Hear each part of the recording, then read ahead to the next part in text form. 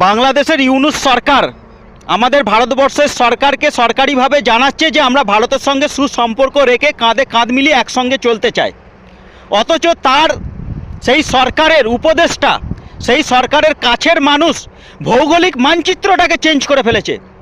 আমাদের ভারতবর্ষের কিছু শহর, কিছু জেলা এবং কিছু রাজ্যকে ভারতবর্ষের মানচিত্র থেকে বের করে বাংলাদেশের মানচিত্রের মধ্যে ঢুকিয়ে সেই মানচিত্র নিজের ফেসবুক প্রোফাইলের মধ্যে পোস্ট করার পর চাপে পড়ে 2 ঘন্টা পর আবার সেটাকে ডিলিটও করে দেয়।